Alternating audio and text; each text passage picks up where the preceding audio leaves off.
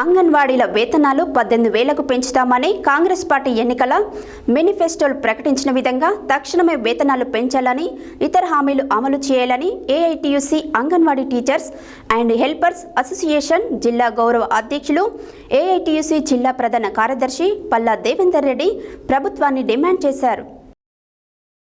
AITUC ఆధ్వర్యంలో సోమవారం నల్గొండ జిల్లా కలెక్టర్ కార్యాలయం ముందు అంగన్వాడీలు పెద్ద ఎత్తున ధర్నా నిర్వహించారు. ఈ సందర్భంగా AITUC anganwadi teachers and helpers association జిల్లా గౌరవ అధ్యక్షులు, ఏఐటీయూసీ జిల్లా ప్రధాన కార్యదర్శి పల్లా దేవేందర్ రెడ్డి మాట్లాడుతూ, గత ప్రభుత్వం అంగన్వాడీల సమస్యలను పరిష్కరించకుండా తీవ్ర ఇబ్బందులకు గురి చేసిందని ఆరోపించారు.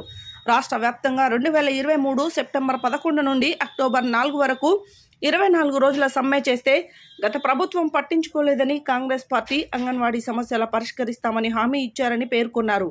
కాంగ్రెస్ పార్టీ మేనిఫెస్టోలో చేర్చిన విధంగా అంగన్వాడీలకు తక్షణమే 18,000 వేతనం చెల్లించాలని కోరారు. రిటైర్మెంట్ బెనిఫిట్స్ టీచర్లకు 10 లక్షలు, హెల్పర్స్కు 5 లక్షలు చెల్లించాలని ఆయన డిమాండ్ చేశారు.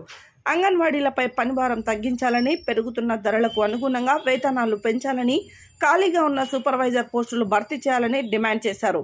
Anganwadi teachers and helpers association జిల్లా ప్రధాన కార్యదర్శి ఎడమ సుమతమ్మ మాట్లాడుతూ, గత 50 సంవత్సరాలుగా అంగన్వాడీ టీచర్లుగా, ఆయాలుగా పనిచేస్తున్నా నేటికి గౌరవ వేతనం పొందుతూ వెట్టి చాకిరీ చేస్తున్నామని ఆవేదన వ్యక్తం చేశారు. అంగన్వాడీలను ప్రభుత్వ ఉద్యోగులుగా గుర్తించి న్యాయం చేయాలని ప్రభుత్వాన్ని కోరారు.